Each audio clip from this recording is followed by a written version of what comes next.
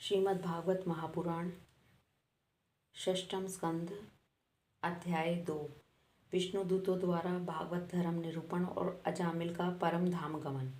श्री सुखदेव जी कहते हैं, परीक्षित, भगवान के नीति निपुण एवं धर्म का मर्म जानने वाले पार्षदों ने यमदूतों का यह अभिभाषण सुनकर उनसे इस प्रकार कहा। भगवान के पार्षदों ने कहा, यमदूतों, यह बड़े आश्चर्य और खेद की बात है कि धर्मज्ञों की सभा में अधर्म प्रवेश कर रहा है, क्योंकि वहां निरपराध और अदंडनीय व्यक्तियों को व्यर्थ ही दंड दिया जाता है। जो प्रजा के रक्षक हैं, शासक हैं, समदर्शी और परोपकारी हैं, यदि वे ही प्रजा के प्रति विषमता का व्यवहार करने लगे तो फिर प्रजा किसकी शरण लेगी।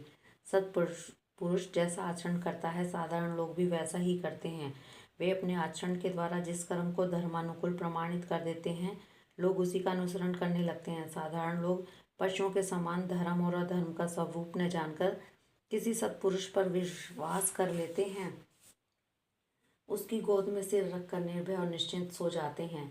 वही दयालु सत्पुरुष जो प्राणियों का अत्यंत विश्वास पात्र है, जिसे मित्र भाव से अपना हितैषी समझकर उन्होंने आत्मसमर्पण कर दिया है, उस अज्ञानी जीवों के साथ कैसे विश्वासघात कर सकता है। यमदूतों, इसने कोटि कोटि जन्मों की पाप राशि का पूरा पूरा प्रायश्चित कर लिया है, क्योंकि इसने विवश होकर ही सही भगवान के परम कल्याण में मोक्षप्रद नाम का उच्चारण तो किया है।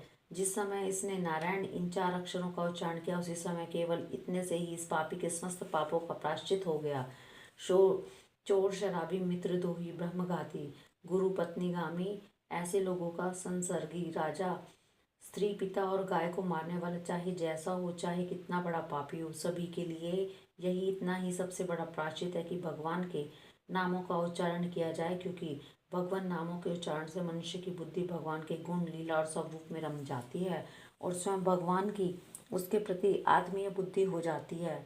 बड़े बड़े ब्रह्मवादी ऋषियों ने पापों के बहुत से प्रायश्चित आदि व्रत बतलाए हैं, परंतु उन प्रायश्चितों से पापी की वैसी जड़ से शुद्धि नहीं होती जैसे भगवान के नामों का उसमें गुम्फित पदों का उच्चारण करने से होती है, क्योंकि वे नाम पवित्र, कीर्ति, भगवान के गुणों का ज्ञान कराने वाले हैं। यदि प्रायश्चित करने के बाद भी मन फिर से कुमार्ग में पाप की ओर दौड़े तो वह पर चरम सीमा का पूरा पूरा प्रायश्चित नहीं है। इसलिए जो लोग ऐसा प्रायश्चित करना चाहें कि जिससे पाप कर्मों और वासनाओं की जड़ ही उखड़ जाए, उन्हें भगवान के गुणों का ही गान करना चाहिए, क्योंकि उससे चित्त सर्वदा शुद्ध हो जाता है। इसलिए यमदूतों, तुम लोग अजामिल को मत ले जाओ।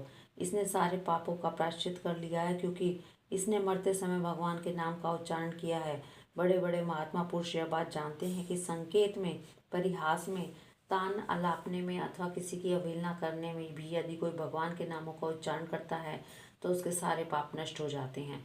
जो मनुष्य गिरते समय, फिर पैर फिसलते समय, अंग भंग होते समय और सांप के डसते, आग में जलते हुए और चोट लगते समय भी विवशता से हरि हरि कहकर भगवान के नाम का उच्चारण कर लेता है, वह यम यातना का पात्र नहीं रह जाता। महर्षियों ने जानबूझकर बड़े पापों के लिए बड़े और छोटे पापों के लिए छोटे प्रायश्चित बतलाए हैं। इसमें संदेह नहीं कि उन तपस्या, दान, जप आदि प्रायश्चितों के द्वारा वे पाप नष्ट हो जाते हैं, परंतु उन पापों से मलिन हुआ उसका हृदय शुद्ध नहीं होता। भगवान के चरणों की सेवा से वह भी शुद्ध हो जाता है। यमदूतों, जैसे जान या अनजान में ईंधन से अग्नि का स्पर्श हो जाए तो वह भस्म ही हो जाता है, वैसे ही जानबूझकर या अनजान में भगवान के नामों का संकीर्तन करने से मनुष्य के सारे पाप भस्म हो जाते हैं। जैसे कोई परम शक्तिशाली अमृत को उसका गुण न जानकर अनजान में पी भी ले तो भी वह अवश्य ही पीने वाले को अमर बना देता है, वैसे ही अनजान में उच्चारण करने पर भी भगवान का नाम अपना फल देकर ही रहता है। श्री सुखदेव जी कहते हैं, राजन, इस प्रकार भगवान के पार्षदों ने भागवत धर्म का पूरा पूरा निर्णय सुना दिया और अजामिल को यमदूतों के पाश से छुड़ाकर मृत्यु के मुख से बचा लिया। प्रिय परीक्षित, पार्षदों की यह बात सुनकर यमदूत यमराज के पास गए और उन्हें सारा वृतांत ज्यों का त्यों सुना दिया। अजामिल यमदूत के फंदे से छूटकर निर्भय और स्वस्थ हो गया। उसने भगवान के पार्षदों के दर्शन जनित आनंद में मग्न होकर उन्हें सिर झुकाकर प्रणाम किया। निष्पाप परीक्षित, भगवान के पार्षदों ने देखा कि अजामिल कुछ कहना चाहता है, तब वे सहसा उसके सामने ही वहीं अंतर्ध्यान हो गए। इस अवसर पर अजामिल ने भगवान के पार्षदों से विशुद्ध भागवत धर्म और यमदूतों के मुख से वेदोक्त सगुण धर्म का श्रवण किया था। सर्व पापहारी भगवान की महिमा सुनने से अजामिल के हृदय में शीघ्र ही भक्ति का उदय हो गया। अब उसे अपने पाप को याद करके बड़ा पश्चाताप होने लगा। अरे मैं कैसा इंद्रियों का दास हूँ। मैंने एक दासी के गर्भ से पुत्र उत्पन्न करके अपना ब्राह्मणत्व नष्ट कर दिया। यह बड़े दुख की बात है। धिक्कार है, मुझे बार बार धिक्कार है। मैं संतों के द्वारा निंदित हूँ, पापात्मा हूँ। मैंने अपने कुल में कलंक का टीका लगा दिया। मैंने अपनी सती एवं अबोध पत्नी का परित्याग कर दिया और शराब पीने वाली कुल्टा का संग किया। मैं कितना नीच हूँ। मेरे माँ बाप बूढ़े और तपस्वी थे। वे सर्वदा असहाय थे। उनकी सेवा करने वाला और कोई नहीं था। मैंने उनका भी परित्याग कर दिया। ओहो, मैं कितना कृतज्ञ हूँ। मैं अब अवश्य ही अत्यंत भयानक नरक में गिरूंगा, जिसमें गिरकर धर्मघाती पापात्मा कामी पुरुष अनेक प्रकारों की यातना भुगते हैं। मैंने अभी जो अद्भुत दृश्य देखा, क्या यह स्वप्न है अथवा जागृत अवस्था? अभी अभी तो जो हाथों में फंदा लेकर मुझे खींच रहे थे, वे कहाँ चले गए? अभी अभी वे मुझे अपना फंदे में फंसाकर पृथ्वी के नीचे ले जा रहे थे, परंतु चार अत्यंत सुंदर सिद्धों ने आकर मुझे छुड़ा दिया। वे अब कहाँ चले गए? यद्यपि मैं इस जन्म का महापापी हूँ, फिर भी मैंने पूर्व जन्मों में अवश्य ही शुभ कार्य किए होंगे, तभी तो मुझे इन श्रेष्ठ देवताओं के दर्शन हुए। उनकी स्मृति से मेरा हृदय अब आनंद से भर रहा है। मैं उल्टागामी और अत्यंत अपवित्र हूँ। यदि पूर्व जन्म में मैंने पुण्य न किए होते तो मरने के समय मेरी जीभ भगवान के मनमोहक नाम का उच्चारण कैसे कर पाती? कहाँ तो मैं महाकपटी, पापी, निर्लज और ब्रह्म तेज को नष्ट करने वाला था, कहाँ भगवान का यह परम मंगलमय नारायण नाम। अब मैं अपने मन, इंद्रिय और प्राणों को वश में करके ऐसा प्रयत्न करूंगा कि फिर अपने को घोर अंधकार में, नरक में न डालूं। मैंने अपने को शरीर समझकर उसके लिए बड़ी बड़ी कामनाएं की और उनकी पूर्ति के लिए अनेकों कर्म किए।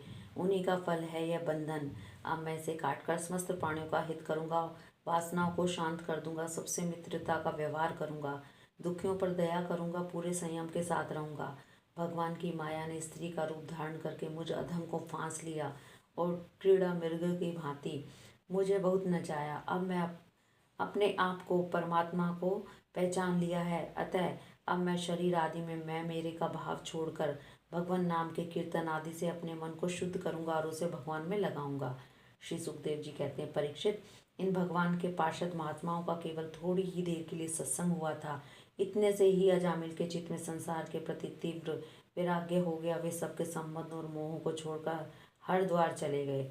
उस देवस्थान में जाकर वे भगवान के मंदिर में आसन से बैठ गए और उन्होंने योग मार्ग का आश्रय लेकर अपनी सारी इंद्रियों को विषयों से हटाकर मन में लीन कर लिया और मन को बुद्धि में मिला दिया।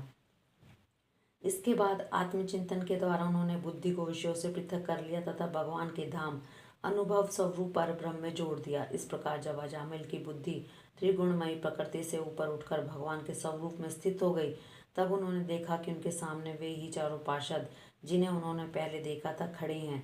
अजामिल ने सिर झुकाकर उन्हें नमस्कार किया। उसका दर्शन पाने के बाद उन्होंने उस तीर्थ स्थान में गंगा के तट पर अपना शरीर त्याग दिया और तत्काल भगवान के पार्षदों का स्वरूप प्राप्त कर लिया। अजामिल भगवान के पार्षदों के साथ स्वर्ण में विमान पर आरूढ़ होकर आकाश मार्ग से भगवान लक्ष्मीपति के निवास स्थान बैकुंठ को चले गए। परीक्षित, अजामिल ने दासी का सहवास करके सारा धर्म कर्म चौपट कर दिया था। वे अपने निंदित कर्म के कारण पतित हो गए थे। नियम से च्युत हो जाने के कारण उन्हें नरक में गिराया जा रहा था, परंतु भगवान के एक नाम का उच्चारण करने मात्र से वे उससे तत्काल मुक्त हो गए। जो लोग इस संसार बंधन से मुक्त होना चाहते हैं, उनके लिए अपने चरणों के स्पर्श से तीर्थों को भी तीर्थ बनाने वाला भगवान के नाम से बढ़कर और कोई साधन नहीं है, क्योंकि नाम का आश्रय लेने से मनुष्य का मन फिर कर्म के पचड़ों में नहीं पड़ता। भगवान के अतिरिक्त और किसी प्रायश्चित का आश्रय लेने पर मन रजोगुण और तमोगुण से ग्रस्त ही रहता है तथा पापों का पूरा पूरा नाश भी नहीं होता। परीक्षित, यह इतिहास अत्यंत गोपनीय और समस्त पापों का नाश करने वाला है। जो पुरुष श्रद्धा और भक्ति के साथ इसका श्रवण कीर्तन करता है, वह नरकों में कभी नहीं जाता। यमराज के दूत तो आंख उठाकर उसकी ओर देख तक नहीं सकते। उस पुरुष का जीवन चाहे पाप में ही क्यों न रहा हो, वैकुंठ में उसकी पूजा होती है। परीक्षित, देखो, अजामिल जैसे पापी ने मृत्यु के समय पुत्र के बहाने भगवान के नाम का उच्चारण किया, उसे भी वैकुंठ की प्राप्ति हो गई। फिर जो लोग श्रद्धा के साथ भगवत नाम का उच्चारण करते हैं, उनकी तो बात ही क्या है। हरिओम तत्सत।